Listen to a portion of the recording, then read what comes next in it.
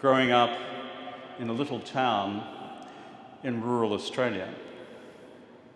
I remember attending with my father the local Anzac Day service at dawn, just as we have done this morning down at the Pershing Memorial here in Washington. Just as hundreds of thousands and probably millions of others have done at memorials around the world today, all in silent and sombre tribute to the fallen. The town I grew up in Australia was called Yamundi. It was a town of 200 people, 4 teachers in a local school, 2 pubs to provide essential services, and 1 general store to provide non-essential services. My father was a veteran of the Second World War, having signed up in 1940, served in the Palestine campaign and later in Borneo, before being discharged in 1946. He began as an army private, rose to become Lance Sergeant, with the gradual thinning of the ranks around him in the Palestine campaign, before then being demoted to Lance Corporal, after being found drunk and disorderly in the bars of Beirut in the long summer of 1941. He was no hero, he was just an ordinary digger, and yes, together with his mates,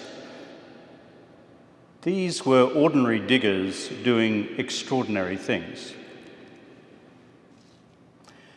During those dawn services of my childhood, I also remember the old men from the First World War, still marching in the parade.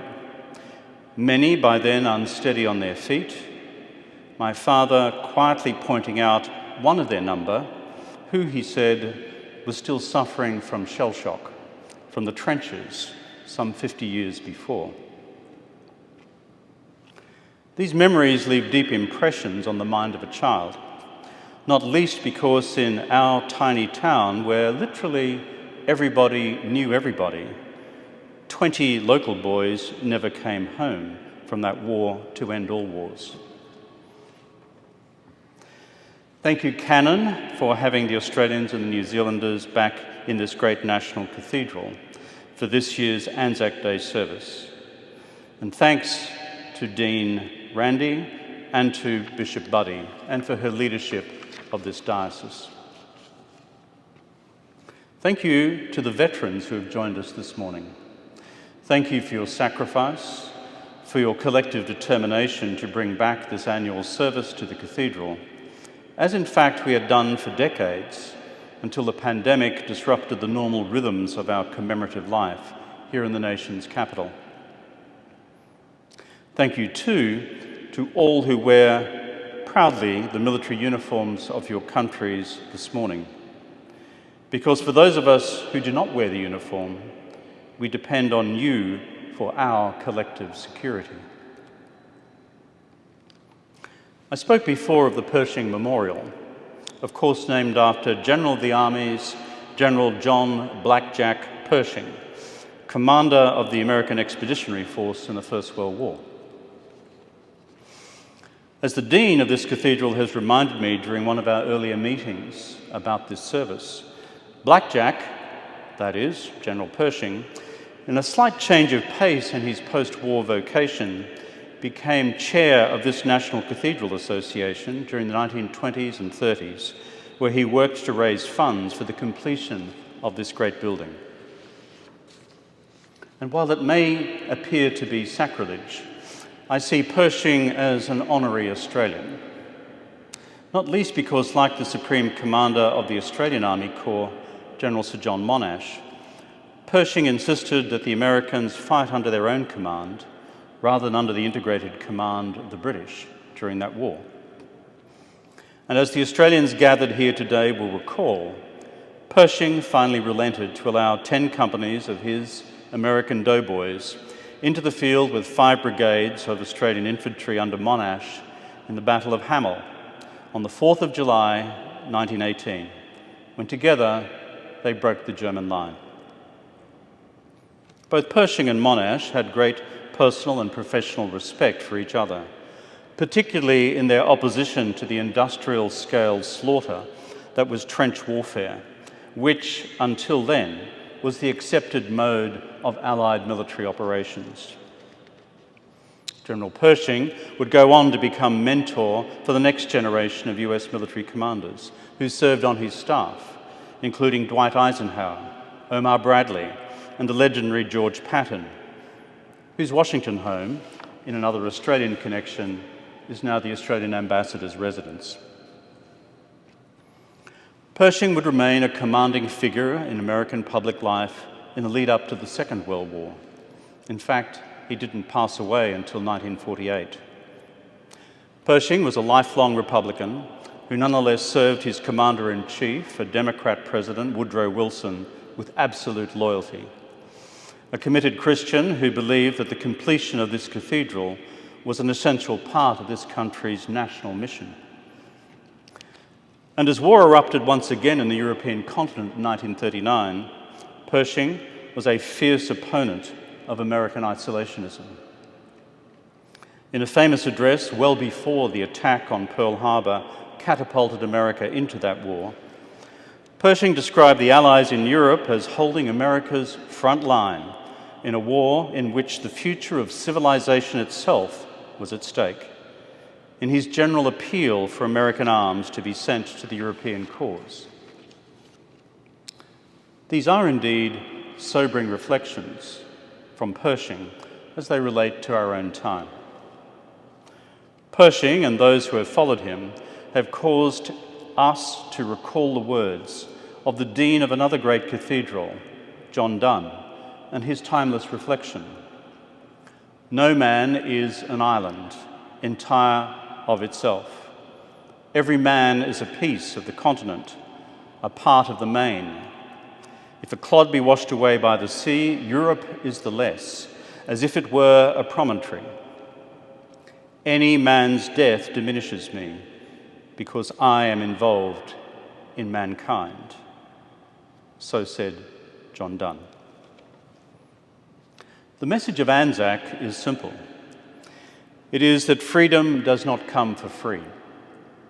It is that freedom comes with a price, and that price is eternal vigilance.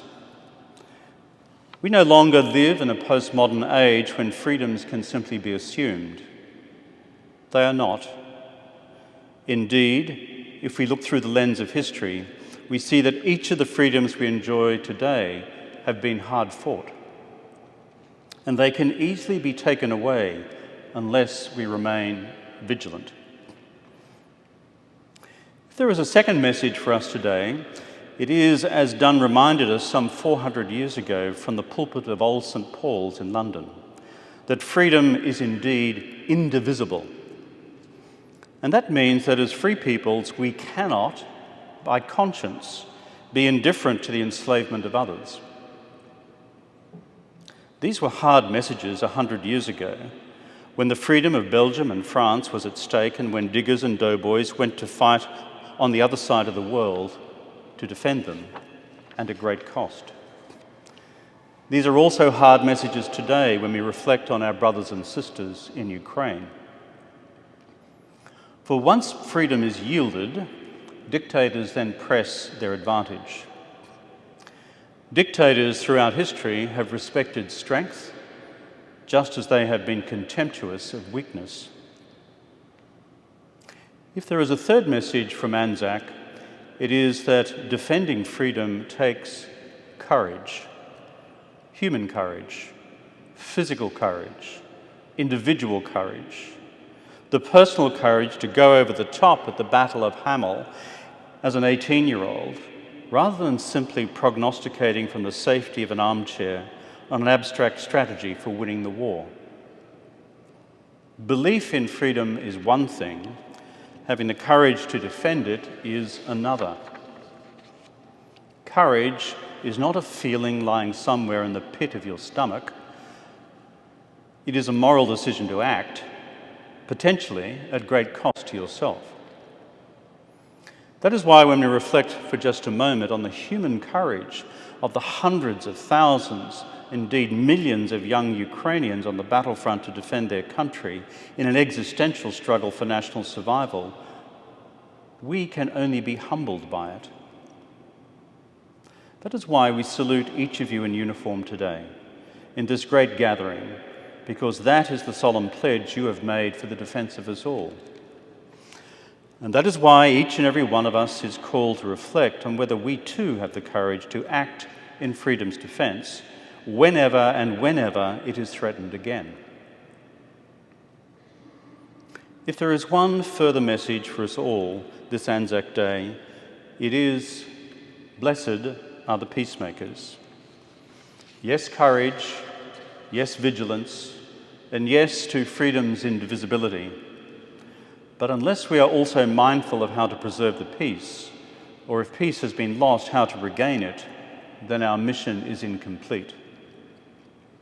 In this troubled world today, when we start to hear once again the distant drumbeats of crisis, of conflict and war, securing the peace becomes once again our principal purpose.